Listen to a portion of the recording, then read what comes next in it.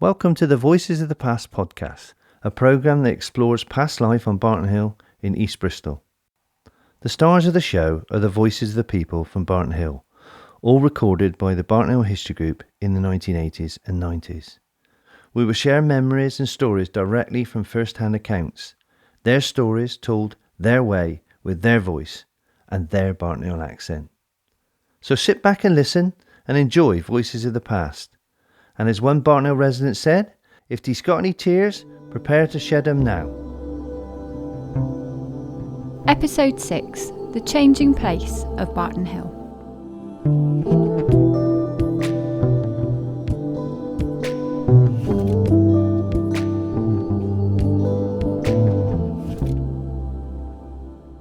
In the previous episode, we listened to Voices of the Past, as Barton Hill began to slowly adapt and change.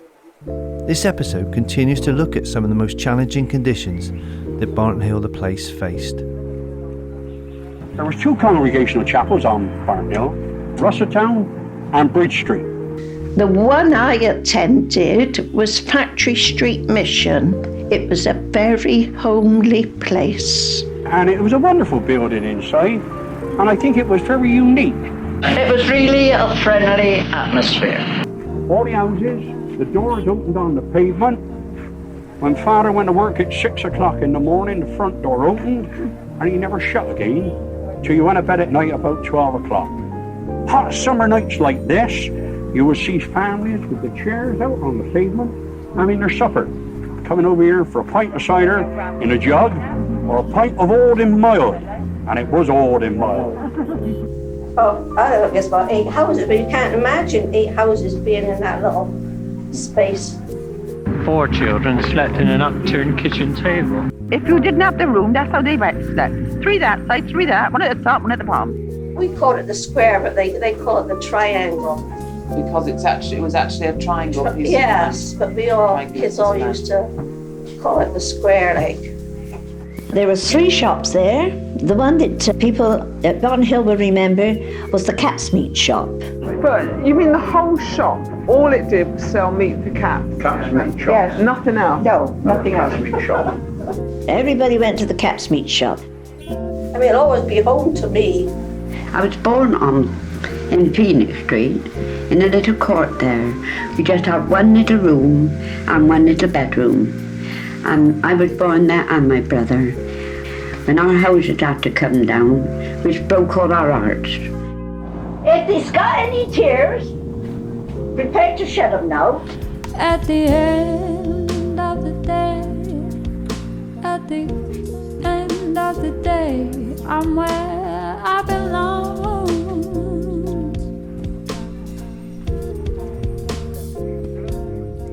And at the end of the day, at the end of the day, you can do no wrong where you belong. And do I tell you enough? Say, do I tell you enough? Your heart is my home. Oh, your heart is my home. You're all I've ever known. I'm where I belong. I'm where I belong.